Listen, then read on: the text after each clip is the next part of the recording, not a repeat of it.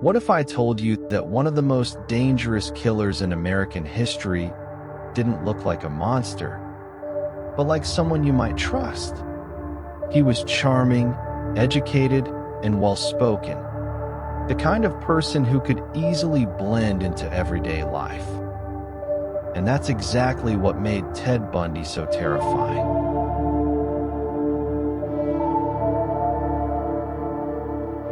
Born in 1946, his story didn't begin with truth, but with a lie. He grew up believing his grandparents were his parents, and his own mother was his sister, a confusion that quietly shaped something dark within him. As he grew older, nothing about him seemed unusual. In fact, he appeared successful, studying psychology, getting involved in politics, and even volunteering at a suicide hotline, helping people in their most vulnerable moments while hiding something deeply disturbing beneath the surface. In the early 1970s, young women began disappearing across Washington and Oregon. Most of them were college students, often with similar appearances, yet no one could identify the killer. Witnesses described a man who was handsome, polite, and approachable, someone who sometimes wore a fake cast and asked for help, using sympathy as a weapon before his victims vanished without a trace. Chillingly, he often introduced himself simply as Ted. As investigators struggled to connect the dots, sketches were released and a pattern began to emerge. But the idea that someone so normal could be responsible made it difficult to believe. People close to him began to suspect the truth. Even his own girlfriend reported him. But Bundy didn't fit the image. He was charming, confident, normal, and that made him invisible.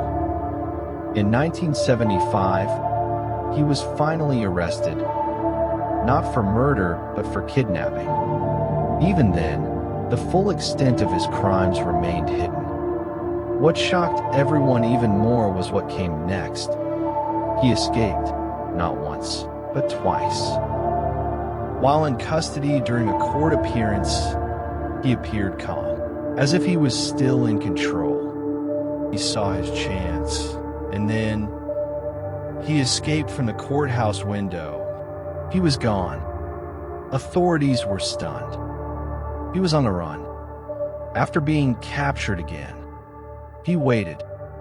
Planning his next move, he prepared. He saw a hole in the ceiling, and then he escaped again.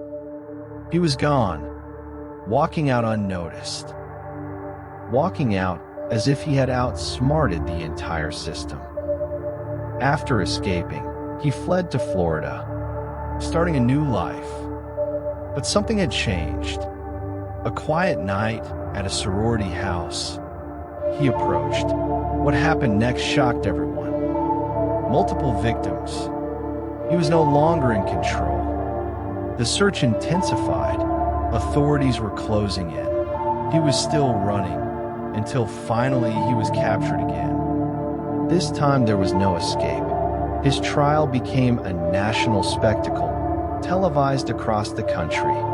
All eyes were on the courtroom. He stood at the center, calm, controlled, trying to charm, behaving as though he still had control over the situation.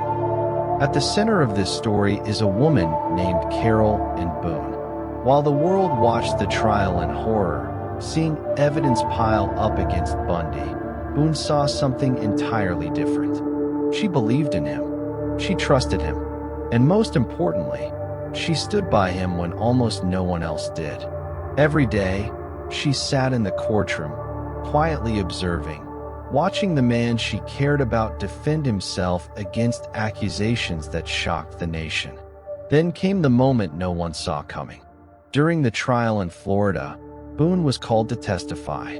She took the witness stand, answering questions as part of the legal process. Bundy stood in front of her, not just as the accused, but as the man questioning her. The room was already tense, filled with journalists, legal professionals, and spectators following every word. But what happened next changed everything. In the middle of his questioning, Bundy shifted the tone. He looked directly at Boone and asked her a question that had nothing to do with the case, nothing to do with evidence or testimony. He asked her to marry him, just like that, in open court. For a moment, there was silence. The kind of silence that feels heavy, where no one quite understands what they just heard. People looked around, unsure if this was real or some kind of manipulation. And then Boone responded. She said yes, calmly, clearly, without hesitation. What made this moment even more unbelievable was what came next. The relationship between Bundy and Boone continued even after the trial. She remained loyal to him. But the evidence against him was overwhelming. The courtroom fell silent. The jury had reached a decision. Everyone was waiting. Guilty. The room reacted, but he remained composed. He was sentenced to death. On January 24th, 1989, he was led forward. This was the end. It was over. In his final hours, he confessed, but not everything.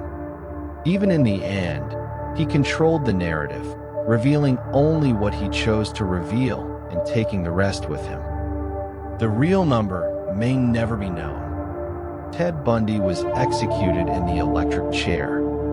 Outside the prison, crowds gathered, some celebrating, others simply witnessing the end of a dark chapter in history. Ted Bundy wasn't just a killer. He was a warning that evil doesn't always appear obvious. Sometimes it hides behind a smile, a calm voice, and a familiar face, reminding us that the most terrifying monsters are not the ones we imagine, but the ones we fail to recognize.